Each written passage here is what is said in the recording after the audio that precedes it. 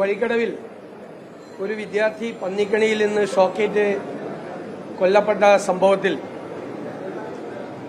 UDF ഗൂഢാലോചന, പ്രതിപക്ഷ ഗൂഢാലോചന ആരോപിച്ച ബഹുമാനപ്പെട്ട വനം വകുപ്പ് മന്ത്രി ആ പ്രസ്താവനയിൽ നിന്നും മലക്കം മറിഞ്ഞതിൽ ഞങ്ങൾ സ്വാഗതം ചെയ്യും.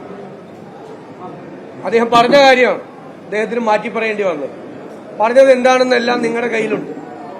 അതേ അവസരത്തിൽ അദ്ദേഹം പറഞ്ഞതിനെ മുഴുവൻ പിന്തുണച്ച ഒരാളുണ്ട്, CPM-ന്റെ സംസ്ഥാന സെക്രട്ടറി എം വി ഗോവിന്ദൻ ആ ഗൂഢാലോചന എന്നുള്ള വാക്ക് ആവർത്തിക്കുകയുണ്ടായി. മന്ത്രിക്ക് പിന്തുണ നൽകിക്കൊണ്ട് CPM സംസ്ഥാന സെക്രട്ടറി പറഞ്ഞ ആ ഗൂഢാലോചന വാദവും എം വി ഗോവിന്ദൻ പിൻവലിക്കണം എന്ന് ഞങ്ങൾ ആവശ്യപ്പെടുകയാണ്. പിൻവലിച്ച് മാപ്പ് പറയണം, നിലമ്പൂരിലെ ജനങ്ങളോട് മാപ്പ് പറയണം. തെറ്റായ മന്ത്രി പറഞ്ഞു, മന്ത്രി അങ്ങനെ പറഞ്ഞിട്ടില്ല എന്ന് അദ്ദേഹത്തിന് അങ്ങനെ പറയാമല്ലോ. പറഞ്ഞത് എന്താണെന്ന് നിങ്ങളുടെ കയ്യിലുണ്ട്. പറഞ്ഞത് തിരിഞ്ഞു കയറിയപ്പോഴാണ് അതിൽ നിന്ന് മാറി ഞാൻ അങ്ങനെ പറഞ്ഞിട്ടില്ല എന്നതിലേക്ക് വന്നത്.